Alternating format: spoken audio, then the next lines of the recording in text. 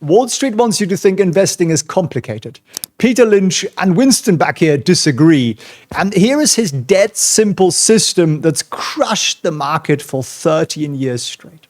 Peter Lynch grew the McDonald fund from 18 million to 14 billion and famously delivered those market-beating results. Yet his message is clear. Regular US investors can have an edge over Wall Street. And in a market drowning in hype cycles and headlines, most investors are taking risks they don't actually understand, and they're missing the simple opportunities right in front of them. So get this wrong, and you could spend years watering the weeds in your portfolio. Get it right, and you tilt the odds back in your favor. I promise to you is this. By the end of this video, you'll have Peter Lynch's complete practical system, your hidden advantages, how to classify stocks, and a free workbook you can use right now. I'm Felix Prehn. I'm an ex-investment banker who's seen how Wall Street banks work from the insides. I'm also the founder of Goat Academy. We have over 20,000 students. I'm also the co-founder of Trade Vision, where we make data accessible to everybody. And my mission is to teach regular investors how to spot opportunities, avoid the landmines, and make better decisions. So today, I'll compress Lynch's 3 books into an actionable framework for regular investors. No hype, just process. And for those of you who are actually serious about investing, I have something even better than these frameworks. Imagine having Wall Street's own rules in your pocket. I'll gift those to you. I will give those to you as my gift at a live training that I'm holding at felixfriends.org/training. All you got to do is grab yourself a free seat, and for about an hour and a half, I will teach you. I will deliver to you the actual system, the actual structures that I learned from my mentors, and that'll take us way beyond what we can cover in this video here. But let's get started with the Peter Lynch rules. Here is your hidden advantage as a non-banker. The shopping mall strategy that literally changed everything, right? Let me tell you a story here that completely flips how you think about stock picking. In the late 1970s, Lynch's wife, Caroline, came home from a grocery shop, and she is absolutely raving about these new pantyhose called Legs. Not just they're nice, she's genuinely excited about pantyhose. Now, most husbands, and I know most of my viewership is male, would probably nod politely and just forget about it, right? But Lynch, he starts paying attention.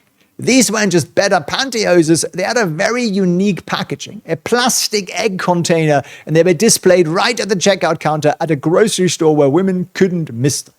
So the revolutionary packing in the most boring industry imaginable is what caught the attention here. So what does Lynch do? He bought Heinz stock, which is the company behind that product, and the stock went up 6 times. But wait, it gets better. Lynch noticed the lines at his local Dunkin Donuts getting longer every morning.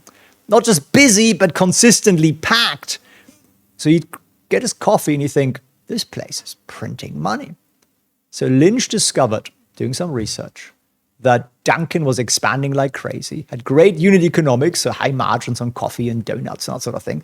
And the customer loyalty was insane. People didn't just like their coffee, they were kind of addicted to this routine of going there. So the result, another massive winner in his portfolio. And here's the kicker. These weren't complex biotech plays or emerging market strategies or the latest AI, whatnot. These were businesses Lynch encountered in his normal suburban life. Products his family was already using and loving. Now, why Wall Street can't do what I've just told you, you might be thinking, come on, these Wall Street guys, they're smart. They've got MBAs from Wharton and Bloomberg terminals that cost, $30,000 a year and all that stuff.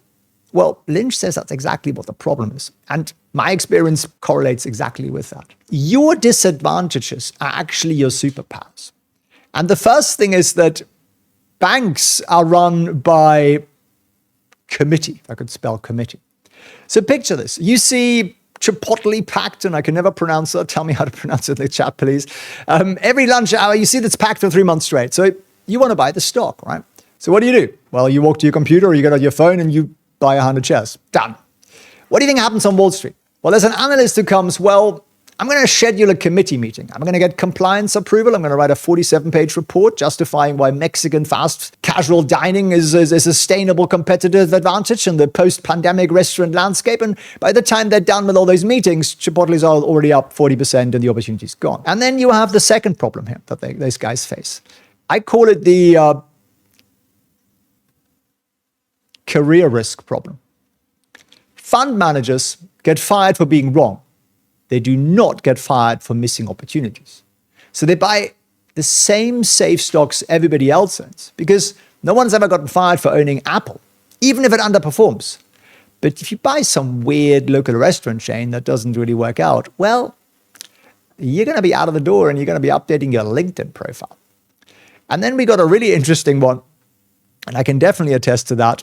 And Lynch calls it the geographic blindness problem. And this one's kind of funny. Where do most Wall Street analysts live? In Manhattan, maybe in Greenwich, Connecticut. And that's about it. So Lynch tells us an amazing story about Walmart. For years, Wall Street was writing reports about how discount retail was dying and department stores were the future. Meanwhile, every American outside of Manhattan was shopping at Walmart and was absolutely loving it. The analysts, they'd never set foot in a Walmart. They didn't even know where the nearest Walmart was. So Lynch's Walmart discovery, well, he visited family in small town America, and he saw these massive Walmart stores absolutely packed and realized Wall Street had just missed the biggest retail revolution in history. The stock went up 50-fold after he bought it, 50x. Right? And you might have seen the same thing with Tesla. Wall Street was like, sounds like some weird technology thing, and everybody in California was driving them. So became a huge product, became a huge success story. Wall Street missed the beat. And there are many, many of these examples. Now, next we also have what Lynch calls the 5th grade explanation test. And this is going to save you from making daft investments. If you can't explain why you own a stock to a 5th grader in 2 minutes, you probably shouldn't own it. And I don't mean another investor. I don't mean your broker. I don't mean some smart whiz kid. I mean a 10-year-old child. So give me a good example. I'll give you one, in fact, because it doesn't work the other way around, does it? Say, this is a Lynch example. He says, I own McDonald's because they sell hamburgers that cost them $1 to make, and they sell them for $4 or whatever. So they're opening new restaurants in countries where people have never heard American fast food before. That's pretty simple. What is a bad example? If you say, well, I own this biotech company because their phase 2 clinical trials for the monoclonal antibody therapy is showing promising efficacy in treating inflammatory cytokine responses, and the FDA fast track designation could accelerate the regulatory pathway, right? Just stop it. Just stop it, right? Like, you have no idea what we're talking about unless you are one of the 1 in 100,000 who's some sort of bioscientist. So Lynch isn't saying dumb things down. He's saying have clarity of thinking. If you can't explain it simply, you don't actually understand it well enough to risk your hard-earned money on it. Let me give you a real example. His Dunkin' Donuts example. He says Americans are addicted to coffee and donuts. So Dunkin'. Americans are addicted to coffee and donuts. Right? This company sells both. It has the best locations. It's opening new stores faster than anybody else. People will drive past 3 other coffee shops to get to Dunkin'. 5th grader gets that. Harvard MBA gets that. An analyst will probably even get that. Well, I wouldn't count on it. And this is literally what made Lynch rich. So think about your daily life for a second. You probably have inside Wall Street would pay a lot of money for. Maybe you're a parent. Maybe your kids are obsessed with certain toys way before it ever shows up on Wall Street. Maybe you work in retail. Well, you see what products fly off the shelves, right? You see those hotcakes. Maybe you work in construction or some sort of engineering thing, right? Well, you probably know what tools actually work, which companies make them. Maybe you work in healthcare. Well, you can see what equipment comes in, right? What's the equipment comes in? What's the software that works? What's the stuff that always gets bought and saves time and money? It's the simple observations like that. But, and here's a big warning. Here's a big warning. Don't extrapolate from one data point. So one data point, as in my child likes this toy, isn't quite enough. Because your child might be special, or your local Target store might be busy, but doesn't mean the whole chain is thriving, right? So you got to check some data. So you got to confirm with real numbers. And the beauty of the internet is that you have access to all those numbers nowadays basically for free. Say here's a restaurant chain and you absolutely love it. Well, maybe their maths doesn't add up. Maybe they make no money. So just go out and check the balance sheet, right? So what I want you to do, and I'd love it if you shared it with people. Let's be generous here, right? What products or services are getting more and more popular in your daily life? Something you think, wow, this is better than what I came for, or everyone's now using this. That's your starting point. That's your actual edge.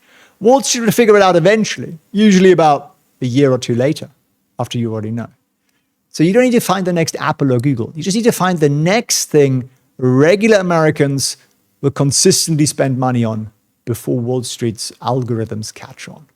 And that takes us very nicely to the next section, which is Lynch has 6 stock categories. I'm going to take a screenshot of this or just download the workbook down below at felixprehn.org/Peter Lynch. A little tricky to spell, always find, but there's a link down below you can click on. So before you buy a single share, you need to know what game you're playing.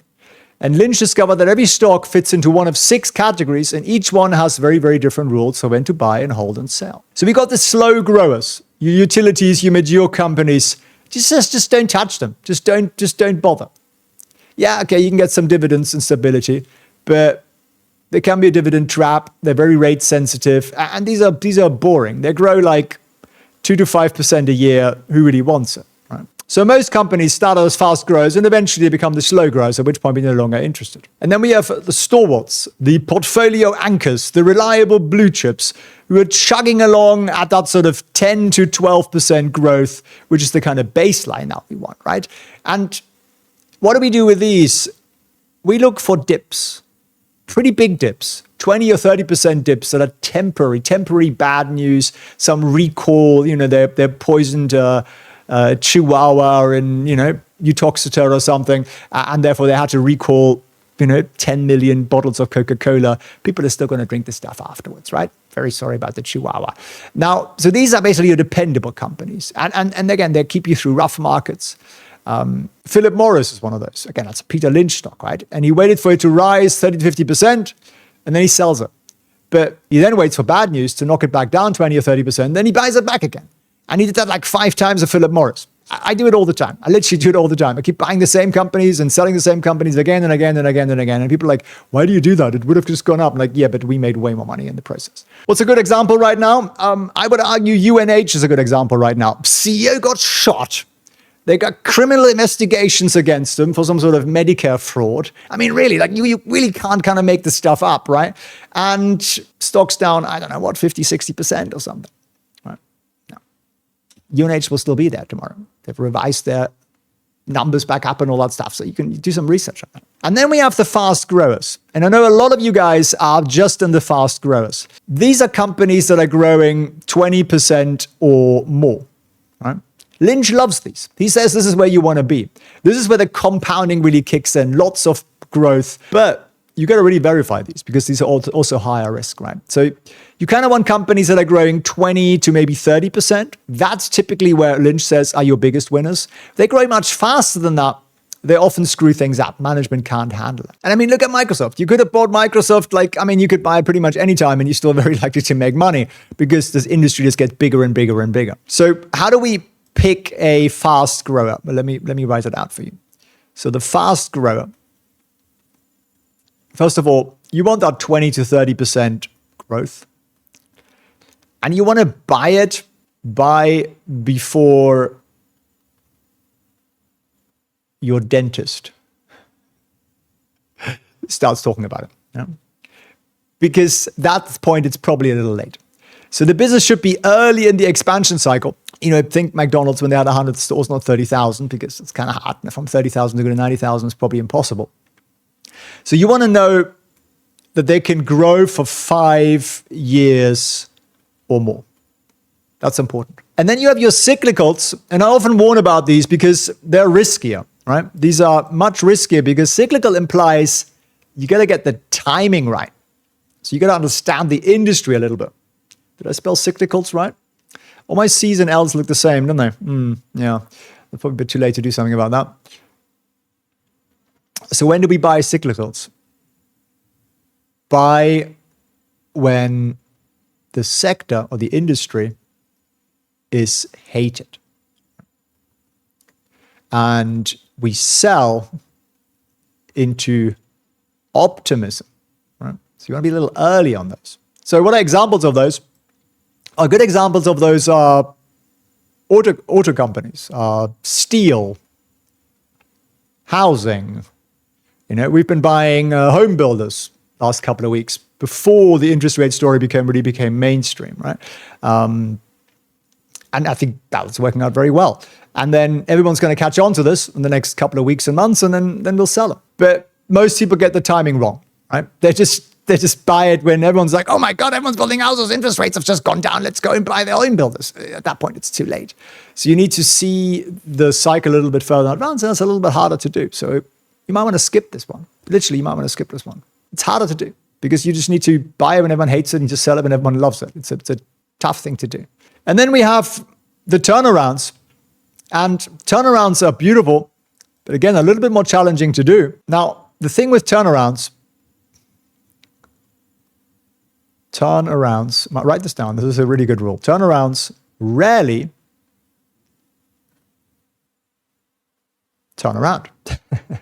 That's the first rule, right? First rule of Fight Club is that. So these are beaten down companies that might make a comeback through new management, operational fixes, debt reduction, and so on. Think Apple in the late 90s. Apple was left for dead, Steve Jobs returned, and well, you know what happened, right? But it rarely happens. So you make money on some, but you're also going to get them wrong, right? So to me, an example where I got it wrong was PayPal. PayPal just hasn't turned around. New CEO came in. He's not a fast guy. He's not a communicator. He does not convince Wall Street, so PayPal isn't turning around. So what do you want to wait for? Not the story. You want evidence of a turnaround. And the way I look at that, actually, to save you from digging much, much deeper, we look on the chart. And on the chart, there are a couple of things, but tell us that the evidence is already there, rather than running through all their financials. And I'll teach you that if you come to the live training, felixprehn.com/training, because that'll make your life a lot easier rather than running through, their sales numbers or something like that. Now, lastly, we have asset plays. Asset plays. What the heck is an asset play? Hidden treasures. These are undervalued companies. And that might be cash.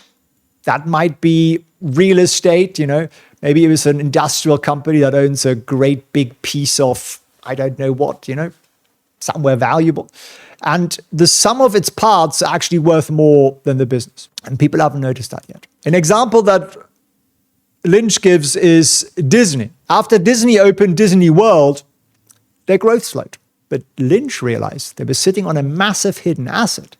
The Disney brand name, which is worth billions and billions and billions. And they also own thousands of acres of Florida real estate. They have licensing rights to Mickey Mouse and every Disney character, and their content libraries are fortunes that Disney used. So these are hidden assets that launched the Disney Channel. They started merchandising, and they started to develop more of their land. Huge winner, right? And what Lynch looks for is companies with real estate that is on their books at historical cost. So what they paid for it. Say they bought some land 30 years ago and they never ever revalued that land. And now it's worth, 10 times more. Or brand names that are worth more than their book value. You also occasionally see cash-rich companies that trade below cash value. Crazy stuff, right? But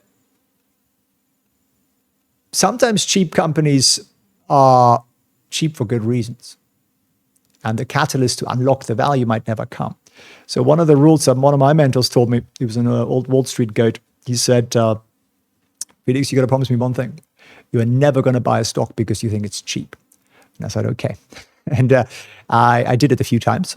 You have to learn sometimes. But it was small and it was painful and it's seared in. And I'm like, he was completely right. Much, much cheaper to listen to other people's experience than to come and go and do it yourself. So what does the portfolio mix look like? Okay, so this is Lynch's portfolio. That's meant to be a circle. You have about a quarter that is those stalwarts, not a word I use very often, you know, the stable stuff. He has about 40%, so let me just put that on here. It's about 30%. You have about 40% in fast growers. Yeah. You're not going to make money if you're not going to take risks. Growers, really can't spell. And then you have a little bit, maybe sort of 10 to 20%, that's cyclicals. And that's about 10 to 20%.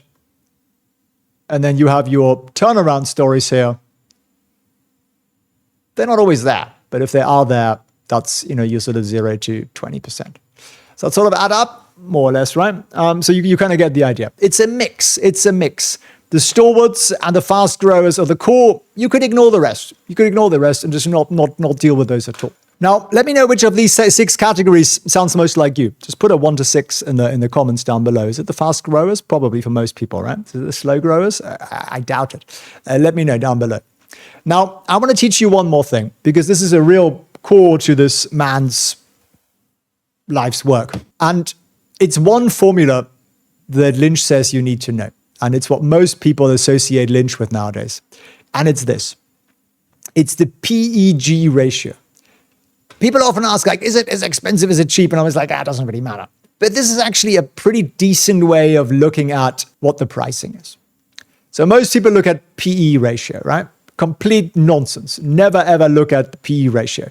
It really is just the most useless thing in the world. So this thing here is not what you want to be looking at. So he's come up with this PEG ratio, which is the PE ratio. So it's profit over earnings divided by earnings growth. Now, earnings growth is much, much, much more important, but he kind of brings it back to a measurable number. So you have a PEG of 1, fair value. PEG of greater than 1, potentially overvalued. Now note the potentially, right? So stuff can go up and be overvalued for quite a long period of time. And then you have the stuff that's below 1, and that's potentially cheap. Now, I said never buy something because it's cheap, but you then want to look at, is there an opportunity here? Are they actually growing faster? Right? Now, I'm going to give you some real market data here, more or less. Double check always the numbers, obviously, which looks at some of the popular stocks out there and tells you what the PEG ratio is, right? So Apple is 1.3, Nvidia is 1.1. Meta is actually looking pretty undervalued. Eli Lilly looking pretty decent. Tesla is looking crazily overvalued, but then that's because they haven't got any growth. But maybe you see the growth in the future. So you can see the limitation here, right? Netflix looks insanely overvalued. I'm not sure it's necessarily the case, but you know, there's that. And then actually, I don't know why, because the growth rate for Johnson & Johnson Coca-Cola is negative. I actually just bought some Johnson & Johnson stock because I think there's an opportunity there. But so no single number is ever going to be the answer. And I know people always look for that. Give me one number. If that's right or wrong, then I buy it or sell it. Sadly, the investing world is a little bit more complex than that. It just is. So if you don't want to learn that, well, you can always just buy an ETF and you'll get average. Average is better than below average. I don't think it's what we want, certainly not what I want. And if you consider how much time you spend working, you might be thinking, oh, no, I have to manage the money too. Yeah, because the only reason you go to work is to get money. So to respect the money in yourself, you need a little bit of learning it. So if you're a newbie or you're just wanting to get organized, this is a very good way of getting started. So phase 1, this week, get yourself a low-cost broker. I use Schwab. You can use anything, but set yourself up some screening tools. Yahoo Finance is free. Make sure you use your tax-advantaged accounts. So Roth IRAs, for example, are amazing in the US. Do a little bit of research. Screen for some PEG ratios. Analyze a couple of companies per category. And then build out a watch list of some stocks. And then phase 3, start with the solid businesses, the stalwarts, the ones who are growing that 10 to 12%. And once you've done that, you might want to add a couple of fast growers to it. I give you some ideas most week, but you also want to have a little bit of cash for opportunities on the side. And the most important thing is risk management. And that's what most people just completely ignore, is risk management. So if you want to get some good risk management on a platter, I'll give it to you. Just come and join me live at felixfriends.org/training. Okay. And my promise is to train you and to open your eyes to how risk management actually works. And if you do that, you'll be in a much, much better position because you'll understand you're not just buying stuff and you're not just hoping. And that's in reality what most people are doing, right? They're just sitting there and they're hoping. So I hope this has been useful. Now, would I suggest you read these 3 books? Honestly, no, because it's going to take you quite a lot of time. And I think you can learn a lot faster than reading books. They're great books. They're a fun read. So if you're ever like on holiday on a plane or something, they're a fun read. And I think he's a genuinely nice guy, which is quite rare on Wall Street. But I would just focus on me. And I think the best way to learn is like to focus on you, not to like read all the strategies from everybody else out there. So there's a lot of wisdom in someone like a Peter Lynch who actually shares quite openly what he's done. But the McDonald's story is only going to be so useful because McDonald's is over, right? So you're kind of thinking, well, how can I apply this? What are the rules? How do I actually structure this? And my goal is to give that to you at felixprehn.org/training. It's live, it's free, and it's part of our mission to make 1 million people financially free. That's where I would start because I think that hour and a half or so is much, much better spent than reading a bit of a book that is just going to like send your mind running. If you got some value out of this, check out all the other videos on the channel, and I wish you tremendous success. There are 3 massive trends creating a once-in-a-decade opportunity right now. That's what Winston just told me. You just had to lie down on the news. And what have we got? We've got gold-breaking records because governments are printing money and central banks are buying gold. Healthcare equipment is booming as baby boomers now age and need healthcare equipment.